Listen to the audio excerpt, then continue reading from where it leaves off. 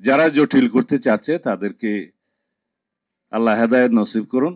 বর্তমান পুলিশের যে অবস্থা, সবাই সন্দেহ পোষণ করে তাদের দিয়ে এই নির্বাচন সুষ্ঠুভাবে সম্পন্ন করা সম্ভব হবে কিনা।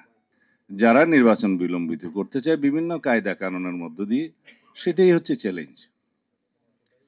অথবা বিভিন্ন ইস্যু সৃষ্টি করে আলোচনায় এবং রাস্তায় একই ইস্যুতে আন্দোলন করে যারা একটা বিভ্রান্তি সৃষ্টি করতে চায় জাতির মধ্যে, সেগুলোই হচ্ছে চ্যালেঞ্জ।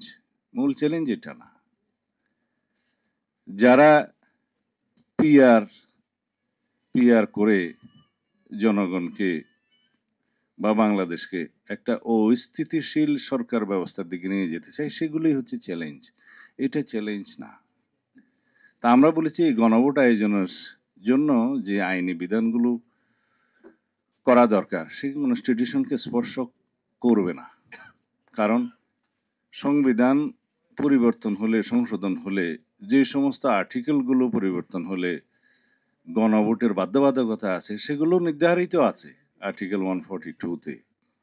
কিন্তু সেই সংশোধনীটা যখন হবে তখন তার পরবর্তী বিষয় চূড়ান্ত অনুমোদনের জন্য রাষ্ট্রপতি স্বাক্ষরের আগে যেতে হবে গণভোটে। সেই জায়গাতে আমরা এখন আসি নাই। আমরা বলেছি সংবিধানে অন্যান্য জাতীয় ইস্যুতে গণভোট করা যাবে না এমন কোনো বিধান নাই। সুতরাং সরকার অধ্যাদেশ জারি করে অথবা আরপিওতে সংশোধনী এনে একটা গণভোট পরিচালনা করার জন্য নির্বাচন কমিশনকে ক্ষমতা প্রদান করতে পারে এবং নির্বাচন কমিশন সেই গণভোটটা করতে পারবে একই দিনে জাতীয় সংসদ নির্বাচনের দিনে। এখানে ফলাফল কি আগে হলো একটা সুবিধা আছে যে একই আয়োজন, একই অর্থ ব্যয় এবং একই লজিস্টিক, একবার ভোট সেন্টারে যাওয়া, তাতে এই সুবিধা পাওয়া যাবে। অসুবিধার মধ্যে হচ্ছে আরেকটা জাতীয় সংসদ নির্বাচনের মতো বিশাল আয়োজন করে শুধুমাত্র গণভোটের জন্য দেশকে প্রস্তুত হতে হবে, সেটা হচ্ছে অসুবিধা। কিন্তু ফলাফলে কি সেটার একটা লক্ষ্য থাকতে পারে, এই নির্বাচন যেন বিলম্বিত হয়, সেদিকে আমি যাব না। কিন্তু আরো একটা প্রশ্ন এসছে যে জাতীয় সংসদ নির্বাচনকে যাতে অসুবিধার মধ্যে না ফেলে, যাতে জনগণকে বিভ্রান্তির মধ্যে না ফেলে, সেই জন্য নাকি 2টা ব্যালট দিলে একটু একই দিনে অসুবিধা হবে। এইটা কিরকম প্রশ্ন আমি বুঝলাম না। এখনই তো আমরা 3টা ব্যালটে ভোট দিতে অভ্যস্ত।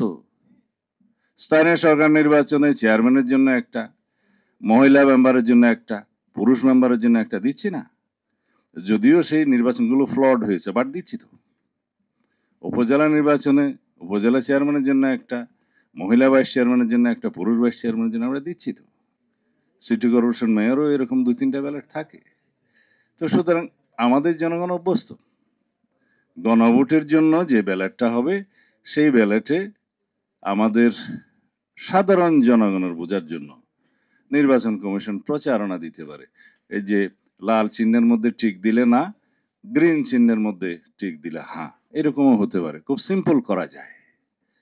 আর গণভোটের প্রশ্ন তো জনগণের সামনে উন্মুক্তই থাকবে। এই যে জুলাই জাতীয় সনদ যেভাবে স্বাক্ষরিত হয়েছে, অঙ্গীকারাবদ্ধ হয়েছে, তার পক্ষে আছেন কি নাই, হ্যাঁ অথবা না বলুন। তা আমরা সিম্পলের দিকে যাব, এটাই হচ্ছে আমাদের জন্য চ্যালেঞ্জ। যারা জটিল করতে চাচ্ছে তাদেরকে আল্লাহ হেদায়েত নসিব করুন।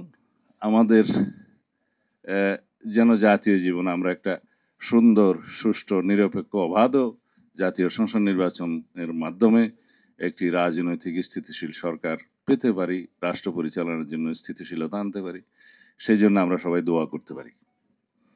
তবে আজকের এই বিষয়ে এক লাইনও না বললে তো মান্না ভাই বলবে যে এই বিষয়ে কিছু বললেন না।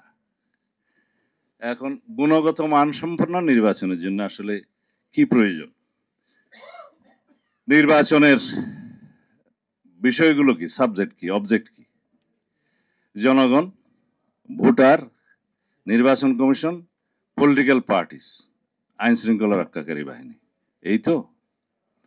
আইন শৃঙ্খলা রক্ষাকারী বাহিনী 1 নম্বর বলি, বর্তমান পুলিশের যে অবস্থা, সবাই সন্দেহ পোষণ করে তাদের দিয়ে এই নির্বাচন সুষ্ঠুভাবে সম্পন্ন করা সম্ভব হবে কিনা। হ্যাঁ, এই বিষয়ে সবার একটু প্রশ্ন আছে, কারণ পুলিশ বাহিনীর টোটাল মোরালটা এখনো সেই আগের জায়গায় ফেরত আসেনি। কিন্তু তাদের সহায়তার জন্য 1 লক্ষেরও বেশি সেনাবাহিনীর সদস্যগণ কাজ করবেন, সেটা ইতিমধ্যে সেনাপ্রধান এবং সরকার প্রকাশ করেছে এই তথ্য। তাদেরকে সেই বিষয়ে ট্রেনিংও দেওয়া হচ্ছে। পুলিশ বাহিনীর বাইরেও যেগুলো সহযোগী বাহিনী আছে, আনসার, বিডিপি সহ অন্যান্য, তাদেরও প্রশিক্ষণ চলছে। কিন্তু আমি যেখানে গুরুত্ব দিতে চাই সেই বিষয়টা হচ্ছে, জনগণ এইবার এত বেশি উদ্গ্রীব হয়ে আছে, উন্মুখ হয়ে আছে একটা সুষ্ঠু নির্বাচনের জন্য, তারাই মূল ভূমিকা পালন করবে। মূলত আইন শৃঙ্খলা রক্ষা বাহিনী হবে গৌণ, মুখ্য ভূমিকা পালন করবে জনগণ। যে এখানে কেউ অনিয়ম করার চেষ্টা করলে জনগণই পাহারা দিবে। 3 নম্বর আসলো পুলিং এবং প্রিজাইডিং অফিসার। যদি রাজনৈতিক হস্তক্ষেপ না থাকে, প্রশাসনিক হস্তক্ষেপ না থাকে, যেহেতু নিউট্রাল গভর্নমেন্ট, এখানে পুলিং প্রিজাইডিং অফিসারের তো পক্ষপাতিত্ব করার সুযোগও নাই, দরকারও নাই। বাদ বাকি রইল জনগণ এবং রাজনৈতিক দল। জনগণ মানে ভোটার, আগেই বলে ফেলেছে। রাজনৈতিক দলের মধ্যে একজন বক্তা বললেন যে জোট করার জন্য, এই করার জন্য, সেই করার জন্য।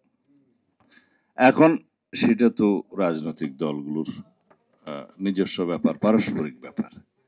জোট হোক বা না হোক, নির্বাচনে যখন সকল রাজনৈতিক দল অংশগ্রহণ করবে, সেটা পার্টিসিপেটরি। তাদের প্রচারণা এবং অন্যান্য বিষয়ে নির্বাচন কমিশন আরপিও সহ আচরণবিধি যেভাবে সংশোধন করেছে, সেই ব্যবস্থার মধ্যেই আমাদের অনেকগুলো চ্যালেঞ্জ আমরা সমাধান করতে পেরেছি।